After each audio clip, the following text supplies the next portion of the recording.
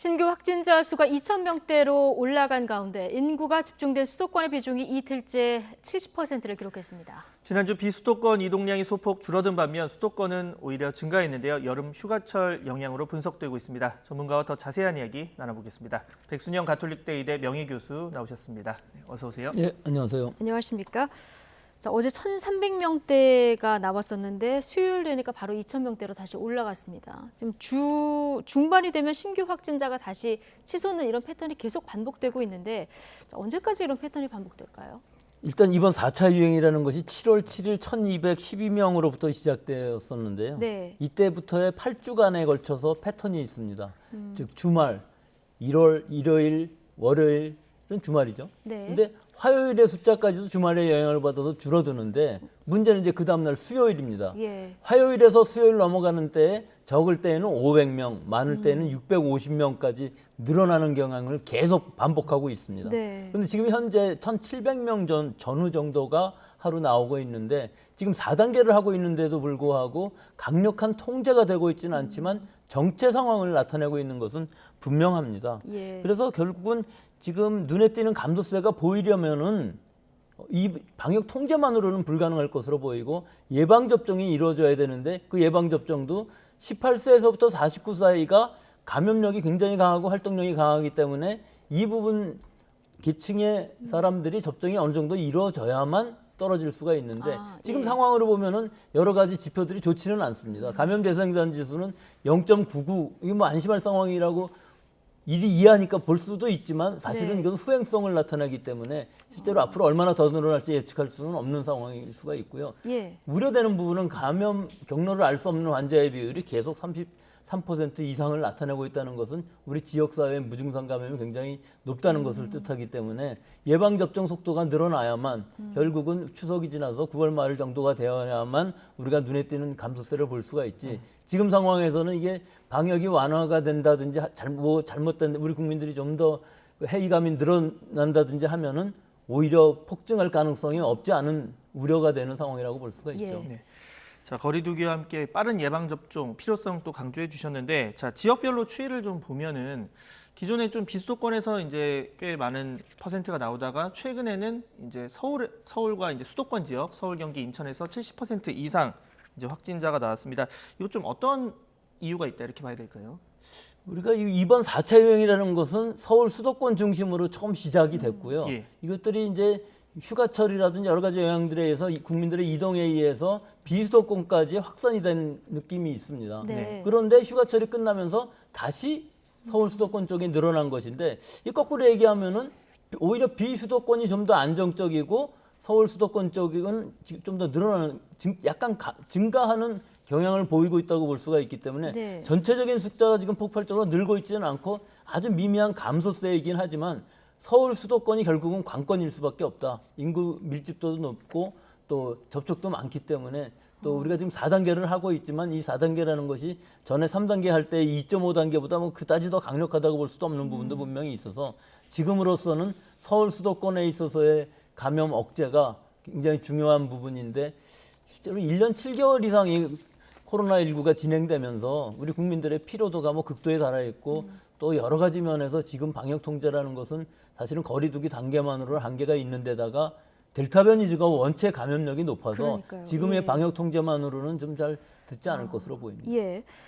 어쨌든 지금 비수도권은 2.2%가 전주 대비해서 줄었고 수도권은 4% 정도 늘었는데 지금 수도권 비중이 70% 정도로 올라간 걸 보면 이동량하고 확진자 증가는 좀 비례하는 이런 경향을 좀 과학적으로 보여주는 것 같고요. 지금 델타 변이 변수를 얘기해 주셨는데요.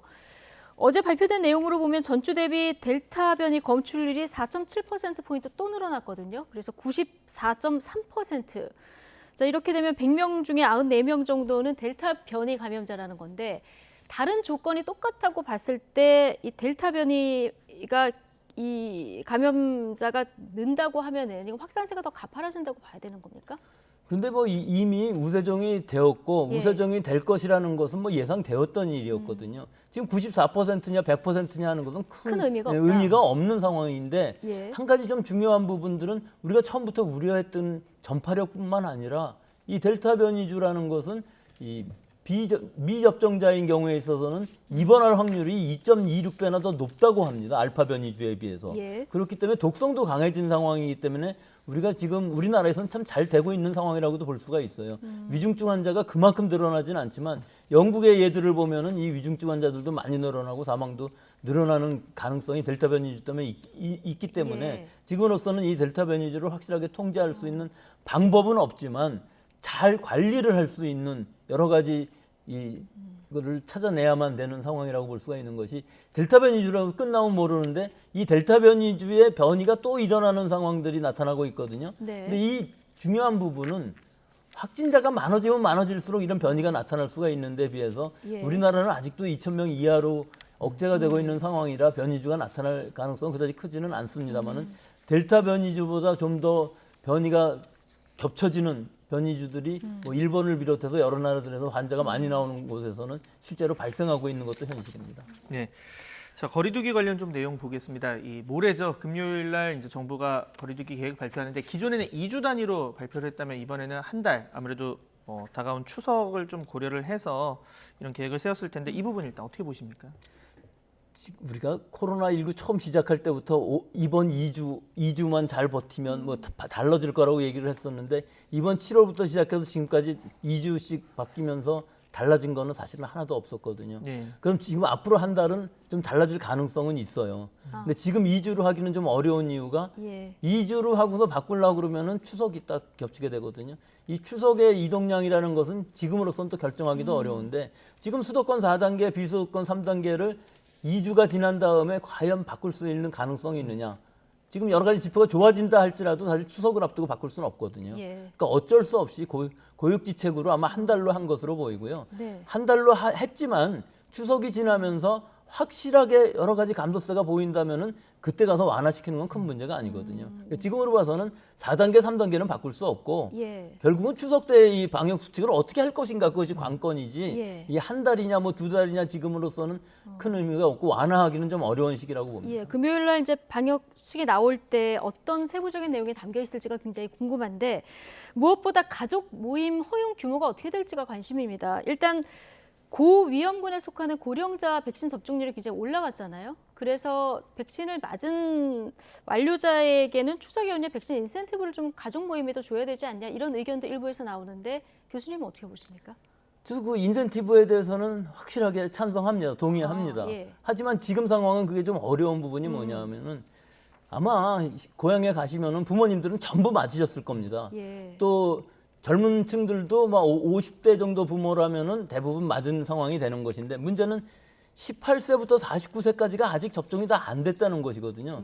그러니까 예방접종의 목적이 피해를 최소화하는 것도 있지만 유행을 억제를 할 수가 있어야 되는데 젊은 층의 예방접종이 아직 안 일어났기 때문에 굉장히 어렵다는 것이죠. 그래서 예. 예방접종을 맞은 고령층들을 배려한다 할지라도 지금 상황에서는 일단은 유행을 좀 축소할 수 있는 방향이 필요하기 때문에 인센티브를 주는 것 물론 여러 가지 좋은 점은 있고 또 우리 많이 모이고 싶은 이런 느낌은 알겠습니다만은 아직 지금 접종을 많이 안 한 연령대가 있기 그렇죠. 때문에 접종을 많이 안 한 연령대뿐만 아니라 애들까지 다 데리고 가게 되면 감염 확산이 일어날 네. 가능성이 높고 이로 인해서 이동량이 늘어나게 되면은 통제 불가능한 상황이 될 수가 있기 때문에 올 추석만 좀 잘 자제하시면은 한 10월 달 정도 되셔서 귀향을 하신다든지 하시면은 좋을 것 같이 보이고 이 명절이 좀 이런 통제가 되는 마지막 명절이었으면 좋겠습니다. 예. 자, 추석 연휴 관련 하나만 더 여쭤보겠습니다. 지금 정부가 9월 말까지 뭐 이용객 많은 버스터미널이라던가 아니면 뭐 철도 역사 이런 곳에 선별검사소, 이제 임시 선별검사소를 설치한다고 하는데 이게 실제 뭐 잠복기나 이런 점 고려하면 어느 정도 이 감염 예방, 뭐 감염 확산을 막는 효과가 있을지 이런 부분 궁금하거든요. 일단 선제적인 검사 중요하죠. 예. 이 잠복기를 뭐 아무리 생각한다 할지라도 일단 추석 연휴 기간 동안에 접촉이 되었다면은 일단 임시선별 검사는 증상에 상관없이 검사를 받아본다면은 확실히 알 수는 있는 거거든요. 그렇다면은 어느 정도 선제적으로 찾아낼 수도 있고 예방하는 목적, 확산을 억제하는 목적에서는 상당히 임시선별검사로서라는 것이 중요한 것인데 이것이 지금 서울 수도권에서는 사실 임시선별검사소가 굉장히 잘 돼 있는데 비해서 네. 비수도권의 임시선별검사소는 그다지 많지 않거든요. 근데 하여튼 귀성을 하든지 여행을 한 이후에 그 선별검사소에 들려서 한번 진단을 받아보는 것은 상당히 중요한 부분으로 보이고 예. 아마 그 예방 접종을 받으신 분들이 많아졌기 때문에 확진율은 지금은 떨어지고 있지만 젊은 층에서는 사실은 이 무증상 감염이 많기 때문에 이 진단 검사도 상당히 중요한 역할을 할 수 있을 것이라고도 봅니다. 예. 자, 이런 상황에서 내일 보건의료노조 총파업이 예고돼 있습니다. 잠시 뒤 이제 3시에 정부하고 보건의료노조 막판 담판이 있을 예정인데 만약에 여기서도 결렬이 된다고 하면은 내일 예정대로 총파업에 들어가겠다 이런 입장입니다. 자, 이제 뭐 상황은 알겠습니다만은 일단 코로나 대응에 차질이 불가피해질까 이 부분이 가장 걱정되는데요. 교수님 어떤 해법이 있을까요? 걱정되죠. 예. 예. 그 해법이라는 건 사실은 있을 수는 없죠. 서로 양보를 해야 되는데 양보한다는 것은 이제 정부 당국에서 어느 정도 좀 여러 가지 양보를 해야 되는데 그 현실적으로는 어려운 부분이 분명히 있는 것으로 보이고요. 지금 이 파업이 일어난다면은 굉장히 심각한 상황이 될 수가 있습니다. 예. 지금 1,700명에서 언제 늘어날지 모르는 상황인데 사실은 치료 병상뿐만 아니라 역학조사도 지금 원활치 않은 상황이 분명하거든요. 확진자 수가 너무 많이 늘어나다 보니까 보건소에서 예방접종도 굉장히 어렵고 역학조사의 접촉자도 어렵고 선별검사도 어렵고 하는데 지금 인력이 더 빠진다 그러면 악순환이 더 일어날 수가 있죠. 접촉자 잘 못 찾아내고 격리가 늦어지게 되면은 지역사회 N차 감염이 퍼지게 되고 환자 수는 더 늘어나는 상황이 이 파업이 길어지게 되면은 우리가 통제 불가능한 상황까지 갈 수 있습니다. 따라서 파업을 할 때 하더라도 지금 이 시기가 아니라 좀 한 달 정도만 지나면서 해도 큰 문제가 없을 것으로 보이는데 지금 제일 중요한 이 위기 상황에서 파업을 한다는 것은 아마 국민들의 여러 가지 동의를 얻기도 굉장히 어려운 부분들이 있을 것 같아서 파업이 안 일어나기를 바랍니다만은 지금 오늘 마지막으로 한다고 하지만 이 항상 이런 협상 같은 것들이 잘 안 되는 부분들이 있어서 잘 안 될 때에는 파업을 좀 연기하는 것이 어떨까 저는 그게 해법이라고 생각합니다. 예. 당장 할 것이 아니라 조금 더 여유를 두고서 생각을 해보는 것이 어떤가. 물론 이 보건의료 노조인 경우에 있어서는 이것이 뭐 지금까지 많이 기다렸다 마지막이다 이렇게 생각하실지는 모르지만 조금 더 여유를 가지는 것은 분명히 중요할 것이라고 봅니다. 네, 일단 합의가 되길 좀 기대를 해봐야 되겠고요. 자, 백신 관련해서 개별 사례도 좀 하나 짚어보겠습니다. 백신 접종 뒤에 적지 않은 여성들이 뭐 생리불순 그리고 부정출혈 같은 부작용을 호소하고 있습니다. 이 접종 뒤에 부작용으로 지금은 인정이 안 돼 있는데 이걸 인정해달라 이런 뭐 청와대 국민청원까지 올라올 정도인데 아무래도 뭐 이상 증상 뭐 보인 여성들 그리고 임신을 앞둔 특히 여성들의 경우에는 더 좀 불안함이 클 수밖에 없을 것 같은데 어떻게 보십니까? 그래도 임신을 앞둔 분들이라면 예방접종을 먼저 맞는 게 굉장히 중요하죠. 이건 확인된 부작용 사례는 사실은 아니거든요. 결국 우리나라에서 18세부터 49세 접종이 본격적으로 일어나니까 이런 문제도 생길 수가 있는 것인데 사실은 세계 어느 나라에서도 이 백신 접종에 의해서 어떤 특히 여성 호르몬이 이 주기에 문제를 일으킬 수가 있는 상황이기 때문에 실제로 생리 주기가 바뀌는 분들은 예방접종과 상관없이 항상 있을 수 있는 문제거든요. 예. 그리고 굉장히 민감한 문제이기 때문에 본인도 모르는 사이에 여러 가지 스트레스라든지 자기가 복용하고 있는 약물이라든지 이런 것들에 따라서 변할 수가 있는 것이 사실이고요. 예. 이 전체적으로 봤을 때는 지금 이런 것이 우리나라만 우리 인종 간에 문제가 있을 수 있다고 한다면은 이것도 실험에 의해서 좀 밝혀져야 될 필요는 있겠죠. 즉, 그러니까요. 접종을 받지 않은 대조군하고 접종을 받은 사람들하고 있어서 기간별로 여성 호르몬들이 얼마나 바뀔 수 있느냐, 변화가 있느냐 없느냐를 뭐 그다지 많은 수가 아니더라도 해보면 분명히 알 수가 있는데 지금까지 의학적으로는 상식으로서는 이런 예방 접종에 의해서 어떤 성 호르몬들의 변화가 일어난다는 것은 보고된 적이 없기 때문에 지금으로서는 이것을 부작용사로 지금까지는 그렇습니다만 이제 코로나19를 모두가 처음 겪다 보니까 이상 반응이라는 것도 지금 다 이제 취합해서 이제 인정이 되고 안 되고 판명되는 상황이지 않습니까? 근데 지금 글도 굉장히 생각보다 많이 올라오고요. 주변에 경험담들도 좀 있어서요. 자, 이런 부분들은 앞으로 추후 너무 걱정할 필요는 없지만 추후 좀 지켜볼 필요는 있다 이렇게 보시는 건가요? 지켜보는 것을 좀 지나서 예. 이 방역 당국에서도 이 부분들을 좀 더 심각하게 생각을 하셔갖고 간단한 임상 실험이라도 좀 해보는 것도 굉장히 해보는 중요할 게. 것으로 보입니다. 이것은 예. 역학조사로서도 충분히 할 수가 있는 것이거든요. 예, 접종을 받은 군하고 접종을 받지 않은 군하고의 이 대조군하고의 뭐 연령이라든지 몇 가지만 놓고서 비교를 해보면. 비교를 해보면 분명히 없다는 것을 밝혀줄 수도 있고 어느 정도 있을 수 있다는 것도 밝혀질 수가 근데 있겠지만 만약에 밝혀지면 이게 이제 뭐 부작용으로 인정해달라 이런 청원이 올라왔는데 검토해볼 필요는 있다.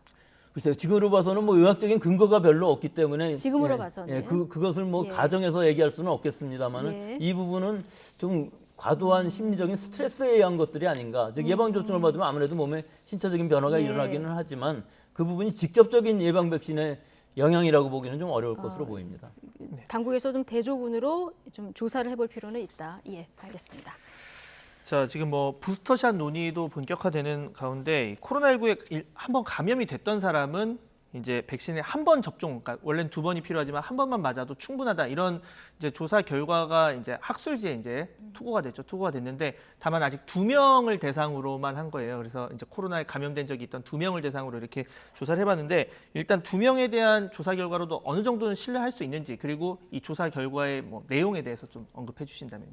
글쎄요, 뭐 두 명이라고 그러면 뭐 그다지 그 신빙성 자체는 없지만 이 사실 자체가 네. 이미 알려진 일이거든요. 알려져 있는 일이다. 그렇죠. 코로나라는 것이 처음 시작하면서 대부분의 감염성 질병들은 한번 감염되고 나면 항체가 생기고 세포 면역이 생기기 때문에 다시 감염되지 않는, 적어도 어느 일정 기간은 감염되지, 똑같은 바이러스에 대해서는 감염되지 않는 것이 일반적인데 뭐 그렇지 않은 경우도 상당히 많이 있습니다.